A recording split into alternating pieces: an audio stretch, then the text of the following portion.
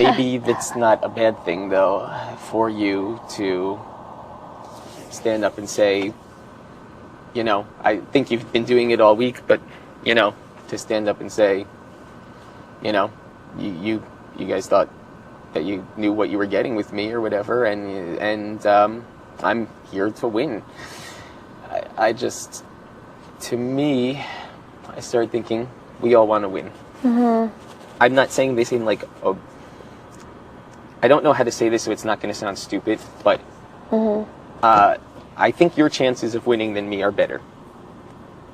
I think your chances of winning are also a lot better if I'm still here in the game, because I think that I will take bullets for you, and I also think that, you know, it's an extra vote. It's someone else to protect you. It's someone else you're safe with when you're HOH. If I go home 2 weeks from now, I really hope that this is not the case, but I won't be surprised, you know, to see you the week after, because they will try to pick you off if you don't have, like, you know, something. It'll just be like, you know, I don't know if you agree with that, but I'm concerned about that as a possibility. That, and, you know, for me to go out and be sixth or whatever, sitting there with Dick, Danielle, and Zach, and then have you show up with me, and then have, you know, Jen, Dustin, Jamaica, and Amber, or whoever the hell, sitting there, that doesn't sound fun to me. And I guess the thing is, I don't know if this is going to sound really stupid. I hate when everyone else talks about their public perception or anything like that or whatever, but there's part of me that's like, something registered with me today and it brought me back to last week when I was fighting for my life or whatever. I started thinking, and when we discussed it last night, who did they cast me as on this show? I'm sure that they were happy I was a little New York Jew boy. I'm sure that they were glad that I was funny. I was cast as the person who knew the show.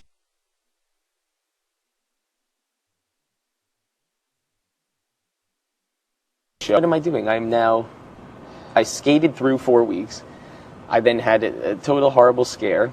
And then I started thinking, like, so I'm the fifth person in a 5-person alliance, three of whom don't trust me, themselves, anyone, 2 of whom one can't compete, one can't do anything.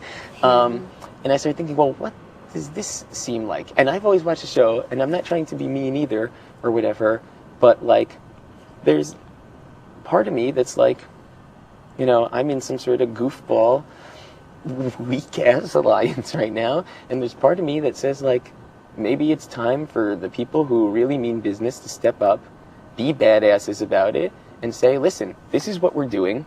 We're better than you.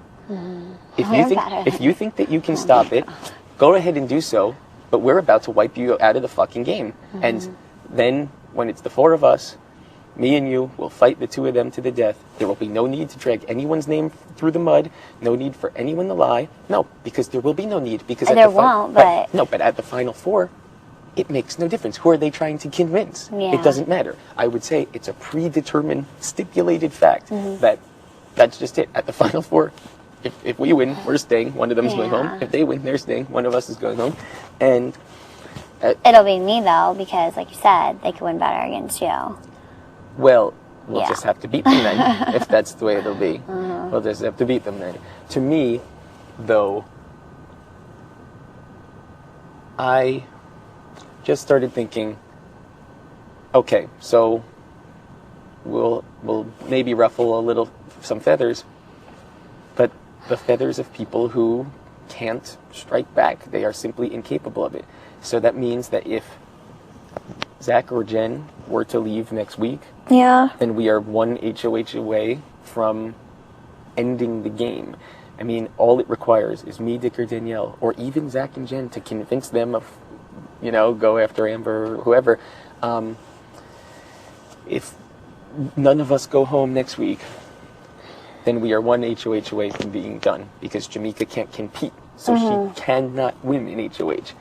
And if the 4 of us can't beat Amber, then we don't deserve to win anyway.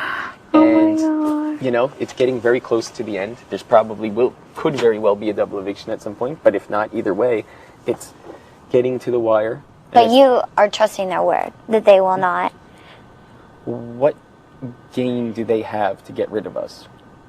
They have no better chance against anybody else. They have no better relationship with anybody else. How do we know that, like, if Zach gets it, they're not going to go to Zach and be like, put up, you know? Right. I think that we have to rope in one of Zach or Jen into this right away and just make them a skirt player and a peripheral player where we don't really intend really for anything to come of it, but I mean, maybe we can use them down the road, but rope run one of them in right away and just say, you know what, today's your lucky day, we're changing the game, and you got the ticket, you're invited to join us. Come on in. I just started thinking right now, and I believe it, I think we will be targeted by Amber and Dustin. I think we will be targeted by Danielle, and I think, you know, conceivably Zach and Jen, they're tough to place. And their position doesn't much change if we go ahead and do this.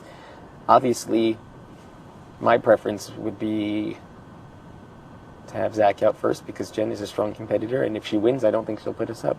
I don't think she would either. Not to mention, if we did this and Jen won and put the two of them up next week, whatever. Sorry, it would kill me. I'm just, oh God, this didn't really pan out, you know? Oh God.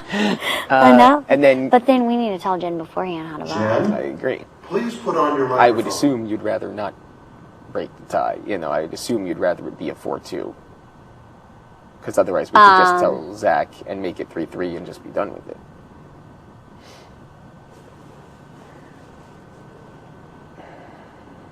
So what are you saying, like... I'm saying there's a choice. Yeah. I can break the tie, You can break the tie, or we can try and make it so you don't have to break the tie. I'm going to end up having to do it, but whatever. Well, it could be... I can see Joe laughing. It could be 4-2. I mean, conceivably, if we got Jen in... Are you going to vote against him? Yeah. Yeah. So you, Danielle... And Danielle for sure. So it's only Zach, one other forces a tie. And Jen. according to what Danielle said, and Dick said, is that basically if you were to approach Zach and say... Zach, yeah. You know... It's going the other way. It is going to go the other way. We know you have issues with Dustin. This is kind of weird. It's kind of last minute. It's kind of fucked up. But, you know... we really want you on board with this, that according to them, he would 100% go for it. Well, I mean, we have a better relationship than I do with you, so... yeah, he did. I believe it was, give me a hand signal at the ceremony, and then I will know who to vote You for. just fucking tell him. So that way, you don't have to... What are you going to do, like sign language? Point. That's it. He's like, getting rid of Dustin. There we go.